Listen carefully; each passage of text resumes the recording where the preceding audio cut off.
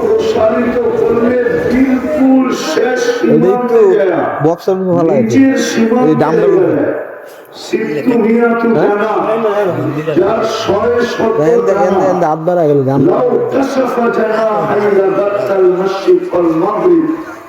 দুই ডানা প্রসারিত করলে দুই সীমান্ত রেখা দেয় দুটা অক্ষর দিয়া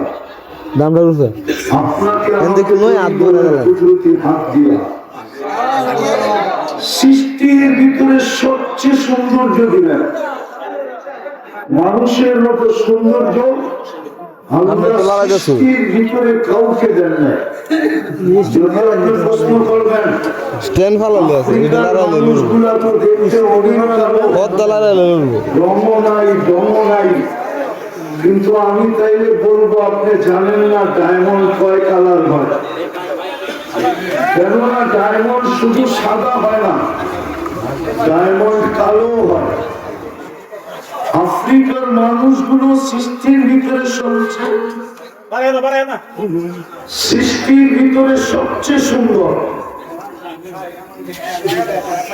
কিন্তু ওটার নাম হলো ব্ল্যাক ডায়মন্ড, দুটো ডায়মন্ড। আমি বুঝতেছি শয়তান আপনাদেরকে শুনতে দিবে না, কেননা ও চাবে না আজকে সবাই যেটা নিয়ে উঠার দরকার ওটা নিয়ে উঠুক। কেননা শয়তানও তো বিতাড়িত হয়েছে আমাদের কারণে, ঠিক না? মানুষ না আসলে ওকে বিতাড়িত কে করে? বিতাড়িতর কোন প্রশ্নই ছিল না। মানুষের অস্তিত্ব যদি না হতো তাহলে শয়তান বিতাড়িত হতো না, বরং যেখানে ছিল ওইখানেই থাকতো। সপ্তম আকাশে ওকে ডাকা হতো আযাযীল নামে। এত বড় মর্যাদা অর্জন করছে, সাত আকাশে ওকে বিশেষ 7টা নামে ডাকা হতো। প্রথম আকাশে আবেদ, তারপরে একটা জাহেদ, তারপরে একটা আরেফ, তারপরে একটা তকি, তারপরে একটা ওলি, তারপরে একটা খাসিম। সপ্তম আকাশে ডাকা হতো আযাযীল। আমাদের মাদ্রাসায় পড়ানো হয়, সপ্তম আকাশের উপাধি নিয়ে কবিতা লিখছিলেন, আযাযীলরা তাকাব্বাল আযাযীলরা খারে কর।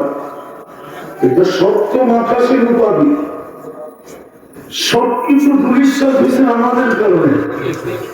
হৃদয়ের উপর থেকে আমাদেরকে আজকে ওই জিনিসের ছোঁয়া নিয়ে উঠতে দিবে, যেটার ছোঁয়া নিয়ে উঠলে যেটা বুঝাইতে চেয়েছিলাম কথা ভুলে গেল। আপনার সোনা হবেন সোনা, দুনিয়ার সোনা যতই পিউর করো 1 পয়েন্ট বাকি থাকে, 1 পয়েন্ট। কেননা আমি ওই পেশার মানুষ, আমার চেয়ে ভালো জানেন না আপনারা। যতই পিউর করো পর্যন্ত হবে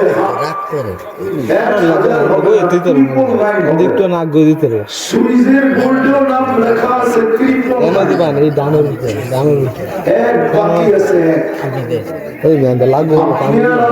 সোনা হয়ে উঠবো।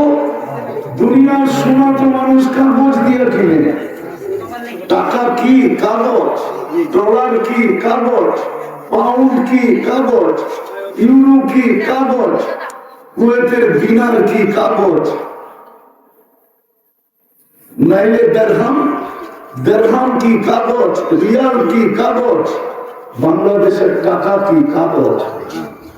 আপনাকে আমাকে আল্লাহ জান্নাত দিয়ে কিনবে। ওই পিওর সোনা হব যেটা আল্লাহ জান্নাত দিয়ে কিনবে। জান্নাত ইন্নাল্লাহ হাসতারা, আল্লাহ নিজে বলতেছে আমি কিনতে প্রস্তুত, কিন্তু নিজেকে সোনা বানায় দেখা। আমি কিনবো তোকে। কি দিয়া কিনবেন? আল জান্নাহ, জান্নাত দিয়ে কিনবো। জান্নাত, জান্নাত যদি জানা থাকতো, জান্নাত সম্বন্ধে যদি ধারণা থাকতো, এটা আমাদের যুবকদের চেহারা এরকম হতো না, মা বোনদের চিত্র এরকম হতো না, আমার সমাজের চিত্র এরকম হতো হতো না, তাইলে তো এটি শর্ত হতো লা ইয়ানামু তালিবুহা, জান্নাত পাওয়ার জন্য কারো ঘুম হতো না। উতলুবিল জান্নাতা জাহাদাকুম, দ্বিতীয়টা বাস্তবায়ন হতো, সব কিছু বিলায়া দিয়েও জান্নাত পাইতে চেত।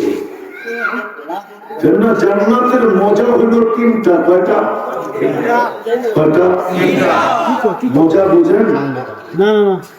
জান্নাতের স্বাদ আর মজা হলো তিনটা। মা তাশতাহি আনফুসুকুম, মন চার চাঁদে কামিয়ে। সাউন্ড না। দ্বিতীয় মজা তালুদ্দু আ'ইনুকুম, চোখে যেটা লাগবে ওটাই মিলবে। হ্যাঁ, যুবকদের চোখে সারাদিনে অনেক কিছু লাগে, বেশি তাকাইলে গালি দেয়, নাইলে একবারে জুতা খুলেই দেখায়। জান্নাত এরকম না, যেটা চোখে লাগবে ওটাই মিলবে। তৃতীয় আরেকটা আছে, ফালা তা'লামু নাফসুন মা উখফিয়া লাহুম মিন কুররাতি আ'য়ুনিন জাযাআন বিমা কানু ইয়া'মালুন। আল্লাহ লুকায় রাখছেন, মাঝে মাঝে খুলা দিয়া তাক লাগায় দিবে, চোখে দাগা লাগায় দিবে, চোখও বিশ্বাস করতে চাবে না। জান্নাতে বসে এরকম সুন্দর হয়তো হয় কি করে, এরকম মজাদার হয়তো হয় কি করে, এরকম স্বাদ হয়তো হয় কি করে। এই তিন মজা হলো জান্নাতে। চারটা নিয়ামত দিয়া জান্নাতে দিবে, চারটা নিয়ামত দিবে। বড় নিয়ামতের ভিতরে মজার নিয়ামত চারটা। চিরদিন জীবন, মৌত কোনদিন হবে না। চিরদিন সুস্থ থাকবে, অসুস্থ কোনদিন হবে না। চিরদিন যুবক থাকবে, বৃদ্ধ কোনদিন হবে না। চিরদিন নিয়ামত বাড়বে, কোনো দিন কমবে না। সবচেয়ে বড় নিয়ামত হলো আল্লাহর দিদার মিলবে, দিদার। তার কতটুকু মিলবে না জানি না, কিন্তু এই উম্মতের কমসে কম প্রতি শুক্রবারে আল্লাহর দিদার মিলবে। তো যেটা বুঝেইতেছিলাম যে আজকে মনে হয় শয়তান আমাদেরকে উঠতে দিবে না, যেটা ছোঁয়া লাগলে আমরা সোনা হব, সোনা। যদিও দুনিয়ার প্রবাদ বাক্য আছে, কথা কিন্তু লম্বা হবে না, লম্বা করার সুযোগ নাই। কেননা প্রথমেই আপনারা সুযোগ নষ্ট করে দিচ্ছেন ওই গুল্লা হইচইয়ের মাধ্যমে।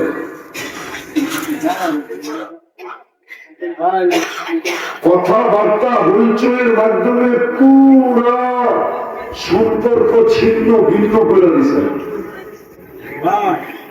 কেননা সত্য যেটা ওটাই বলবো, বানায় বলবো না। কথা উপর থেকে আসে, এখান থেকে আসে না। এটা চির সত্য, উপর থেকে কথা আল্লাহ ভালে।